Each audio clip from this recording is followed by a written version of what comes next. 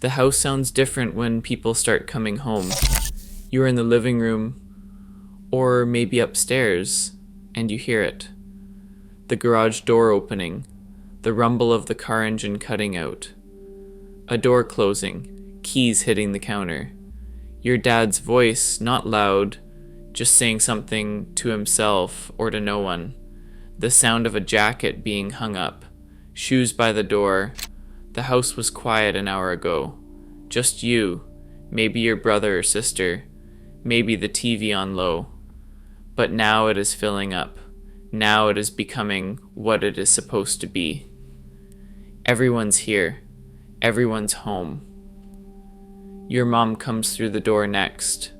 Or maybe she was already here, and she sets her bag down with a sigh you can hear from the other room. Not a bad sigh. Just a tired one. The kind that means the day is done, and now there is this, home, the second shift. But also relief. She is not out there anymore. She is here. You hear her talking to your dad in the kitchen, something about work, something about needing to pick something up tomorrow. You are not really listening. You're just aware of the sound, the rhythm of voices, the way the house fills up with presence. You're still in your after-school clothes, still half in your own world, but you can smell something starting in the kitchen. Onions, maybe. Garlic. Something hitting a hot pan. The vent fan kicks on with that low hum. Your stomach notices before your brain does. You are not hungry yet, but you will be. Dinner is coming. It always comes. Same time every night. Somewhere between 5:30 and 6:30, depending on when everyone got home, depending on what is being made, depending on nothing at all. You wander into the kitchen because that is where the life is now. Your mom's at the stove, stirring something. Your dad is at the table, flipping through the mail, junk bills, a flyer from the grocery store. He tosses most of it aside without reading it. You open the fridge just to look, not because you need anything, just because it is there. Your mom says dinner soon. You close the fridge. You grab a glass of water, and you hover. You do not help unless you are asked, and sometimes you're asked to set the table.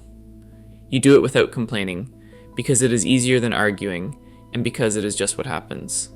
4 plates, 4 forks, 4 knives. Cups already filled, or waiting to be filled. The table is not fancy. It is just the table, the same one you eat at every single night. Dinner is simple. It's always simple on a weeknight. Spaghetti, pork chops, shake and bake chicken, Kraft dinner if it's been a long day, hamburgers, tacos from a kit, stir fry with whatever vegetables were on sale, a casserole that's been in the oven for 45 minutes and smells like cream of mushroom soup and cheese. Nothing fancy. Nothing that requires a recipe your mom has to think about. Just food. Just enough. Your dad might ask what it is. Your mom might answer with a little edge in her voice. Not mean. Just matter of fact. It's dinner. And that's the end of it. You all sit down at the same time, or close to it. Your brother takes forever to wash his hands. Your sister is still finishing something upstairs. Your mom calls her name. Once. Twice. She comes down. Everyone is here now. The television is off, or it is on low in the other room, but no one is watching it. This is the part where you are all together, where you sit, where you eat. It is not a big deal. No one is making a speech. No one is saying grace unless that is something your family does. And if it is quick, routine. The words are so familiar they barely register. The conversation is small. Your dad asks how school was. You say fine. He asks your brother. Your brother says fine. Your mom asks if you have homework. You say a little. She asks if you did it. You say not yet. She gives you a look but does not push. Not now. Later. Your sister talks about something that happened in her class. Some drama. Some project. Your parents half listen. They nod. They ask a follow-up question. But you can tell they are here, but they are also thinking about other things. Work, bills, the thing that needs to be fixed in the basement. It does not matter. They are here. That is what counts. You eat. The food is warm and fine, and you are hungrier than you thought. You go back for seconds. Your dad finishes first and sits there, waiting, scrolling through the newspaper or just staring at nothing. Your mom eats slower. She is still half in work mode, half somewhere else. But she is here. You all are. And for 20 minutes, maybe 30, this is what you do. You sit. You eat. You exist in the same space. It is not exciting. It is not memorable. But it is yours. When dinner is done, someone has to clear the table. Sometimes it is you. Sometimes it is your sibling. Sometimes you argue about whose turn it is. Your mom settles it with a look or a word. You clear your plate, scrape the scraps into the garbage, and stack the dishes by the sink. Your dad runs the water and washes. You dry maybe if you're told to, or you disappear and let someone else handle it. The kitchen slowly returns to normal. Clean enough. Good enough. Your mom wipes down the counter. Your dad puts the leftovers in a container and stacks it in the fridge. The dishwasher hums if you have one. If you do not, the dishes sit in the rack, dripping and drying on their own. You drift back to the living room. Homework is supposed to happen. Your mom reminds you. You say you'll do it. You bring your backpack to the table. You spread out your books. You start, or you pretend to start. Math problems. Reading questions. Spelling words. You work slowly. Your mom walks by and glances at what you're doing. She doesn't hover. She trusts you to do it. Or she's too tired to push. You get halfway through and take a break. Just a quick break. You turn on the television. You sit on the floor. The homework is still there. You'll get back to it. You will. The television is on now, and it's pulling everyone in. Not intentionally, just because it's there. Because it's easier to sit and watch than to do anything else. Your dad is in his chair. Your mom is on the couch, folding laundry maybe, or just sitting with her eyes half closed. Your sister is next to her. Your brother is on the floor with you, too close to the screen, and no one tells him to move back. Not right now. The show does not really matter. It's something you've all seen before. A sitcom. A rerun. Everybody loves Raymond. Home Improvement. The Simpsons, Frasier, something that does not require your full attention, something you can talk over if you want to, something that just fills the space. No one's really watching, not fully, but everyone's here. Your dad laughs at a joke. Your mom smiles without looking up. You're only half paying attention because you're thinking about tomorrow, or about nothing at all. But it feels right. It feels like this is what the evening is supposed to be. All of you in the same room. The television is on. The lights are low. The day is winding down. Your mom gets up at some point. She is doing something in the kitchen. Packing lunches for tomorrow. Putting dishes away. Wiping down the counter again.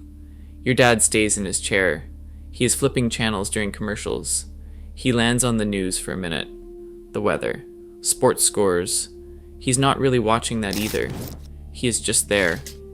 Present in the way adults are when they are too tired to do anything but exist. You finish your homework, or you don't. You close your books and shove them back in your bag. Your mom asks if you're done. You say yes. She does not check. She believes you. Or she does not have the energy to verify. Either way, you're off the hook. You're free to just be here, to sit, to watch, to do nothing. The house gets quieter as the night goes on. One by one, people start to peel off. Your sister goes upstairs. Your brother follows. You stay a little longer, stretching out on the floor, your head on a pillow, your eyes heavy. The TV is still on. Some late show is starting. Your dad is still in his chair. Your mom is on the couch, eyes closed now, not quite asleep but not quite awake. You think about going upstairs. You should. It is late, or late enough. But you do not want to move yet. You want to stay in this moment a little longer, this quiet, this calm. Eventually your mom stirs. She says it is time for bed. You groan, but you do not argue. You get up. You say goodnight. Your dad says goodnight back, without looking away from the TV. Your mom follows you upstairs. She's not hovering. She's just there, making sure you are moving in the right direction. You brush your teeth. The bathroom light is too bright. You squint at yourself in the mirror. Your toothbrush is the same one you've had for months. The toothpaste is the same brand your family has always used. You spit. You rinse. You wipe your mouth on the towel. You change into pajamas, old t-shirt, sweatpants, whatever's comfortable. You climb into bed. Your mom comes to the door. She asks if you're all set. You say yeah. She says goodnight. Sometimes she sits on the edge of the bed for a second. Sometimes she asks if you need anything. Sometimes she just stands there, looking at you, and you don't know what she's thinking, but you know it's something. Something about you, something about time, something she doesn't say. Then she turns off the light. She leaves the door cracked. You hear her footsteps in the hallway. You hear her checking on your brother. You hear her going back downstairs. The house is quiet now, really quiet. You can hear the hum of the fridge from downstairs. The furnace kicking on. The TV faint still playing. Your dad will turn it off eventually. Your mom will make sure all the doors are locked. They will come upstairs. You'll hear them moving around, getting ready for bed, talking in low voices. And then the house will go completely dark, completely still. You lie there staring at the ceiling. You're not thinking about anything specific. Just the day. School, dinner, TV, tomorrow. The same thing all over again. And it doesn't feel boring. It doesn't feel like a waste. It just feels like life. Like the way things are. Like the rhythm you were born into and never questioned. These nights didn't stand out. Not then. They all blurred together. Monday felt like Wednesday felt like Thursday. Same dinner, same TV, same routine. You never thought about how many of these nights you'd have. You never thought about them ending. You just lived them, one after another, week after week, year after year. But somewhere in all that repetition, in all those ordinary evenings, something was being built. A foundation, a sense of safety, the knowledge that no matter what happened during the day, you'd come home to this, to your family, to dinner, to the couch, to your bed, to the same walls, the same voices, the same rhythms. It wasn't exciting, it wasn't special, but it was yours, and it was enough. You didn't know you'd miss it. You didn't know that one day you'd reach for the memory of those nights. The smell of dinner, the sound of your dad's voice, the way your mom looked when she was too tired to do anything but sit, the feeling of being small and safe and held by a routine you didn't have to think about. You were just a kid, just living, just being part of a family that came together every night without making a big deal about it. If this brings something back, something quiet and small and easy to overlook, then maybe that's enough. Not every memory has to be loud. Not every moment has to matter in some big way. Sometimes the most important things are the ones you barely noticed. The ones that just happened, over and over, until they became the shape of your home.